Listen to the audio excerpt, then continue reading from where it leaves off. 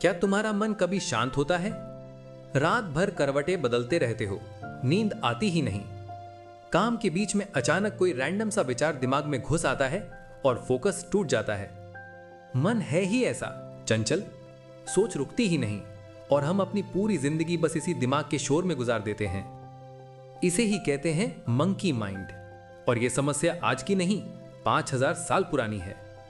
अर्जुन ने भी कृष्ण से यही कहा था, कृष्ण, मेरा मन इतना चंचल है कि मैं इसे काबू ही नहीं कर पाता।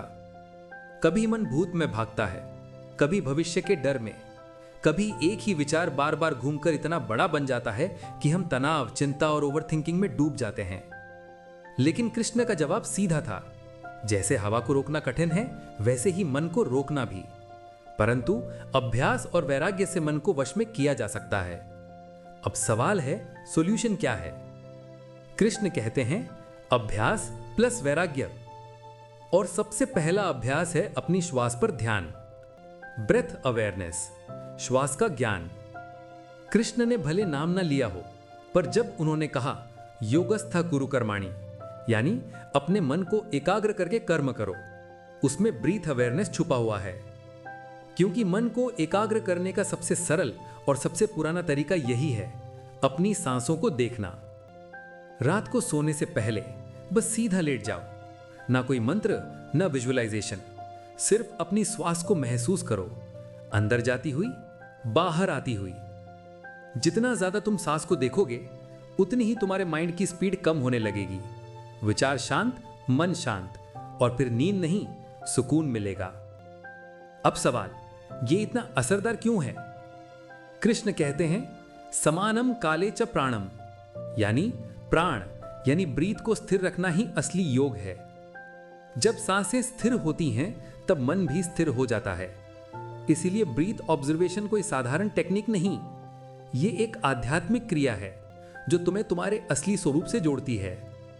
और ये सिर्फ रात के लिए नहीं, दिन में जब भी मन भटके, बस 10 सांसों तक ध्यान वापस ब्रीथ पर ले आओ।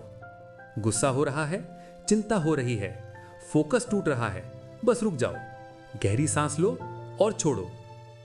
केवल 10 सांसों के बाद जिस क्लैरिटी का अनुभव होगा, वो पूरा दिन नहीं दे पाता। यही है कृष्ण कॉन्शियसनेस का पहला कदम, यही आध्यात्म है, यही मन को जीतने का रास्ता है। लोग कहते हैं मेडिटेशन टाइम वेस्ट है, लेकिन कृष्ण कहते हैं मन को जीतना ही असली विजय है।